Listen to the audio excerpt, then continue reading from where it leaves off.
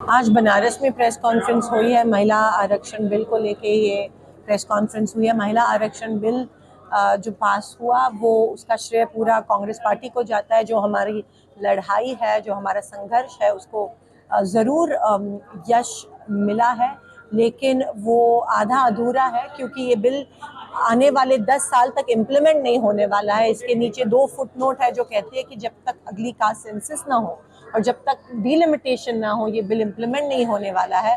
तो as usual typical BJP style और Modi style ये एक जुमला है, गाजर दिखाया गया है, क्योंकि अगले आने वाले 10 साल महिलाओं को आरक्षण लोकसभा और विधानसभा में नहीं मिलने वाला है।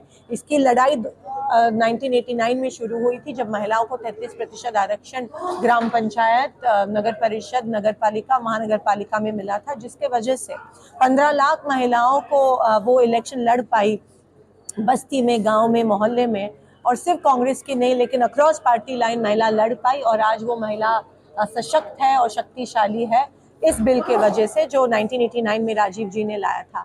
लेकिन जब मनमोहन सिंह की सरकार थी, मनमोहन सिंह जी की सरकार थी, और मनमोहन सिंह जी ने जब विधानसभा और लोकसभा में आरक्षण वाला बिल लाया महिलाओं के लिए, तब बीजेपी ने इसका अपोज किया। और योगी जी जब तब सांसद थे और उन्होंने कहा था कि ये बिल का अपोज होगा, और वो बिल स्टॉल हुआ। लेकिन क्योंकि राज्यसभा में पास किया गया है, वो लैप्स नहीं होता है, और इसीलिए ये लोग अभी लोकसभा में ले आ पाए। लेकिन पिछले 12-13 सालों से आदरणीय सोनिया गांधी जी, आदरणीय राहुल जी मोदी जी को लिख रहे हैं कि आप हर सेशन में ये बिल लाइए, तब लाया नहीं गया। लेकिन कर्नाटक और भारत जोड़ो के नतीजे के बाद मोदी जी का कॉन्फिडेंस कुछ हिल गया और अभी स्पेशल सेशन लेके ये बिल लाया गया। ये भी एक झूठ था, क्योंकि ये 10 साल बाद इम्प्लीमेंट होने वाला है। तो आप देख सकते हैं कि मोदी जी इस देश के लोगों के साथ कैसी खेली खेल रहे हैं और वारंवार झूठ कह रहे हैं। जैसे desperate times call for desperate measures, ये उनके पास आखिरी अस्त्र था, लेकिन ये अस्त्र निकलने वाला नहीं है, उड़ने के पहले ये फुस होने वाला है ये रॉकेट, और लोगों को और एक बार फंसाया गया है। कांग्रेस पार्टी इंसिस्ट करती है कि ये बिल 2024 में महिलाओं को ये आरक्षण मिलना चाहिए और बिल जल्द से जल्द इम्प्लीमेंटेशन होना चाहिए इस बिल का। जब महिलाओं के ऊपर अत्याचार होता है, चाहे वो कठुआ हो, उन्नाव हो, लखीमपुर हो, मणिपुर हो या हमारे रेसलर्स हो, तब कोई इसी बीजेपी के सांसद या बीजेपी के मंत्री इसके बारे में बोलते नहीं है। महिलाओं को लेकर जब कोई विषय होता है, इसके बारे में बोला नहीं जाता है। मोदी गवर्नमेंट महिलाओं को लेके बिल्कुल संवेदनशील नहीं है, लेकिन क्योंकि इलेक्शन आ रहे हैं, ये बिल पास करने का नाटक मोदी जी कर रहे हैं। अगर कोई चीज बहुत अच्छी तरह से की जाती है उनकी तरफ से, तो झूठ बड़े सच्चाई से बोला जाता है। विमेन्स रिजर्वेशन नहीं, लेकिन रिजर्वेशन अगेंस्ट विमेन इनकी विचार सरणी है, और बस यही किया जा रहा है लोगों के, देश के लोगों के साथ। ये बिल इम्प्लीमेंट नहीं होने वाला है, कॉन्फिडेंस कम हो रहा है, इसीलिए ये लोगों को झूठ, जैसे 15 लाख का जुमला किया था, वही जुमला ये होने वाला है। एक तरफ महंगाई बढ़ रही है, एक तरफ गृहिणी जो है उनको इतनी तकलीफ हो रही है, लेकिन अभी ये कह रहे हैं मैं आपको आरक्षण दे रहा हूँ, जो दे नहीं पा रहे। वजह क्या है बिल ना पास होने की? राहुल गांधी पहले आनंद विहार गए के साथों, उसके बाद नगर में गए, क्या संदेश देना चाहते हैं? जी देखिए, जब भारत जोड़ो यात्रा हुई कन्याकुमारी से लेकर श्रीनगर तक, कश्मीर तक, तब इनको इतना अच्छा रिस्पांस मिला राहुल जी को। सारी महिलाएं, माताएं, औरतें इसमें शामिल हुई, बहुत अच्छा रिस्पांस मिला। और ये यात्रा जारी है।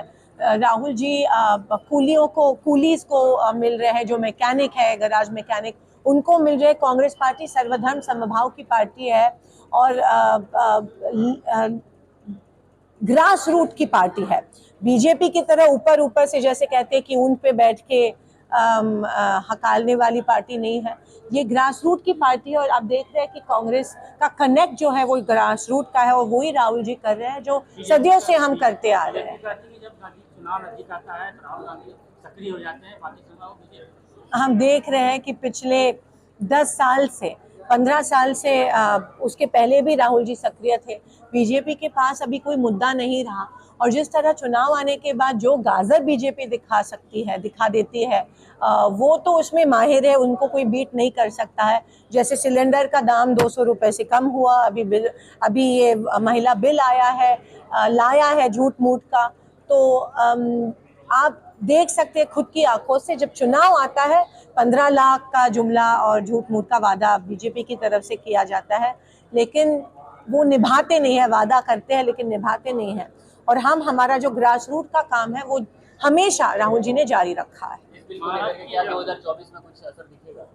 दिखना चाहिए। अगर सचमुच बीजेपी महिलाओं के बारे में संवेदनशीलता दिखा रही है, सचमुच उनके सोच में कुछ है, तो वो करेगी, नहीं तो ये एक जुमला का एक और भाग होगा। महाराष्ट्र के निर्दलीय विधायक रवि राणा ने बयान दिया है कि शरद पवार जो है अभी 15 दिन में बीजेपी के साथ आ जाएंगे, वहाँ की राजनीति में महाविकास आघाड़ी जो है महाराष्ट्र में, जैसे इंडिया अलायंस है, बहुत ही मजबूत है। और आने वाले महाराष्ट्र के विधानसभा चुनाव में महाविकास आघाड़ी एक साथ लड़ेगी और चुनाव जीतेगी, क्योंकि महाराष्ट्र की जनता ये शिंदे फडणवीस जो ईडी 10 खोखे वाली 10 बक्से वाली जो सरकार है, ये लोकशाही वाली लोकतंत्र वाली सरकार नहीं है, जबरदस्ती वाली सरकार लोगों के सिर पे बिठाई गई है। लोग तंग आ चुके हैं और इनका जो झूठ है वो अभी एक्सपोज गया है।